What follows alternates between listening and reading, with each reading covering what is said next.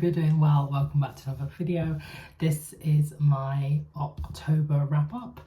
I read 4 books in October, which came out to 623 pages and 0 hours of audiobook listening, even though there has been some, but I haven't finished any actually.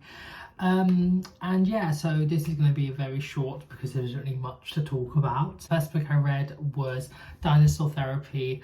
I completed this in one day on the 18th. Before that, up until like the end of September, I had literally read like basically nothing, although some Les Mis. But anyway, I enjoyed it. I think star rating I'm probably going to set on maybe like a 3.75 stars. It's just like a very short, quick readability, like a comic sort of strip. There's most pages have 4 squares, and they just tell about these interactions between a sort of main character dinosaur and other ones that they come across, just about like anxiety and, you know, depression and different mental illnesses, and like the power of like having like family and friends and people to talk to. And yeah, I'd recommend it. It was interesting and relatable some parts. It's a little bit simplistic, but at the end of the day, that's basically just what it is trying to be. So I can't really fault it on that. And yeah, I would recommend it. Like maybe check it out again. And then after reading that, I finished Dinosaur Philosophy. This took me 2 days. And this is the same thing basically, but I quite like this time round because the panels that had just 4, the third one was sort of like a bit bigger, and I think some other ones they had was like 2 like larger ones or whatever instead of 2 just like single quarters. And yeah, this is about sort of like philosophy, sort of like the academic-y parts and like making you think and stuff, but it's a little bit more about like implementing sort of these ideals and stuff to yourself and like the relationships you have and stuff. I'm not really explaining it that well, but yeah, it was again good, probably the same as 3.75 stars. I would recommend.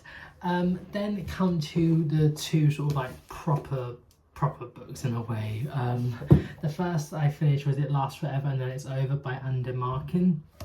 I started this on the 26th of September, finished it on the 24th. It took a very long time, even though it is tiny, but the words are like quite, okay, that's not a good example because that is quite common, but like, I don't know if I'm trying to say, like the words are a little bit small. Also, I just haven't been able to like get into reading at all this month. Just like uni stuff and other things, I just can't like make the time for it. It follows a main character who is undead, and she's sort of like living in this like hotel place to start, and she sort of like is recording all the like minuscule details of her existence and trying to work out like what her name is and like who she is and like things from her past and her memories and stuff. And then there's like these group of people that are sort of like making sort of like a cult sort of situation happen, in terms of like what is real and is there like nothing is real in some sense and like stuff like that. And the main character sort of like goes on like a bit of a journey in a way. She's also trying to think back to her love, who I think it was another woman, but it's quite hard to explain or understand. And she's talking about sort of like this idea of grief and like what is it in a way, and like is it real and is it like a thing.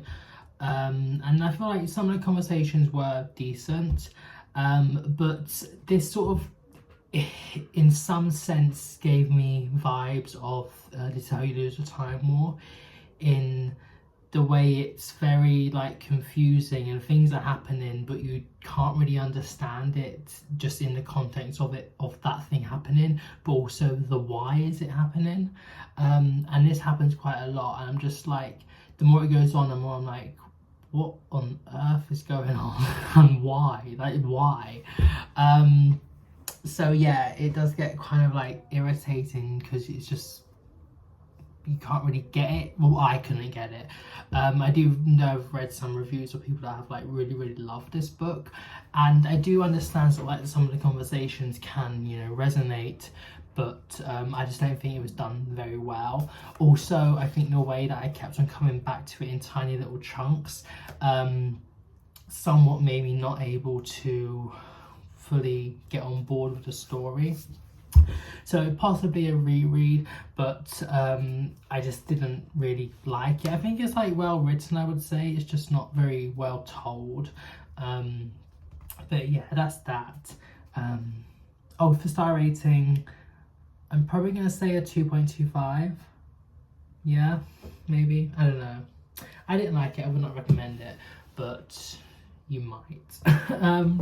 And then finally, out of 4, I think this is the lowest books read in a month since I started reading in March 2022. So, I mean, it's a statistic. But I finished LMNOP by Mark Dunn. This was one of 5 that I put on my Spookopoli TBR. I am going to continue that into November because I do still obviously have them with me at uni, and I do want to read them. And I'm currently in the process of doing like a weekly vlog, but it's probably going to be like a 2-week or whatever vlog now, I don't know, where I read this and my like, well, I haven't actually done my thoughts yet. I should do that. But anyway, I just have a lot and like nothing is sort of like getting done, but we move. Anyway, this is like a book that is in letters, so that's ticked off one of my bingo ones. But basically it's in the island of Nollop, and it's named after the inventor of the, I don't know what the word is, the sentence, like, well, that isn't actually what it is, but anyway, the quick brown fox jumps over the lazy dog, which uses all the letters of the alphabet, and they all like revere him and stuff. And it's following Ella. She writes letters to her cousin, and also like other people in town. Other people send other people letters and stuff. Like that's sort of what it is, but she's sort of like the main character. And if one of the letters from the statue on the epitaph thing of Nollop falls, I think first of all it's the letter Z, and the like council decided to drop this letter from people's ability to speak and write it. So they sort of talk about how it's used very little, the letter Z, and how like not many words have it in English, and how like it's probably not going to be missed. But then like, even if that letter is used just once in a book, that book has to be destroyed now, because it's like they view it as sort of like against Nollop's wishes, and it's not what he wanted for his town and stuff, so that's why they're getting rid of it. But like all the books in sort of like the libraries have to like be destroyed basically, because even if they just have the one word, and like other things. And then there's sort of like this system of like, if you say it once you get like a warning, if you say it twice you get flogged or like put in stocks, and then the third time you have to be like forcibly removed off the island or be executed. So they're sort of like very severe. But basically what the story is, it's sort of these correspondences, and near enough each like week or whatever another letter drops, and how that sort of goes on. And also they're trying to find a new sentence that uses all the letters of the alphabet, a smaller number of like characters, and this sort of journey. And yeah, I feel like it was a very interesting concept about sort of like dictatorship in a way, and themes of sort of like totalitarianism and like surveillance, and the way like policing the way people talk and think and, you know, write with each other. And yeah, it is quite like interesting, but I just feel like the actual story and the plot is a little bit weak. The way sort of things happen, and like the sort of like love interest that are extremely half-baked, and they sort of like happen like that, and you're like, where's all the longing and where's the pre-part of it? Yeah, other things are a little bit like frustrating. I was like, like you're saying one thing and you're just like, oh, something different like a little bit after. And yeah, it's just like it gets a bit annoying, I would say. And also like the letters and the characters and how they're portrayed in them sort of merge. You don't fully like get a sense of who that person is in a way, because all you are given are their letters, and they are quite similar. So yeah, it's a little bit disappointing really. I feel like if you want to explore the themes of this book, better sort of like dystopian like stories that obviously explore the themes. But yeah, I'm glad I read it. It was quite a quick read, and I would recommend it, but it's definitely not a favourite. I think for star rating, probably a 2.75, maybe a 2.5. 2.5, I think. I feel like a little bit like gimmicky, and I do have to sort of reward it for that, because that's sort of what he sort of set out to do. But like I said, the actual story isn't that good. But yeah, that's what I read in October. A little bit disappointed really. I will see what I read in November. Probably not much as well. I have just started my best friend's exorcism.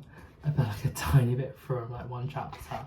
I'm really enjoying the first part, so I would love to finish this by now, but just uni and everything else has been getting in the way, but whatever. Hope you enjoyed today's video, and I shall see you soon. Have a nice morning, even though wherever you are in the world. Bye.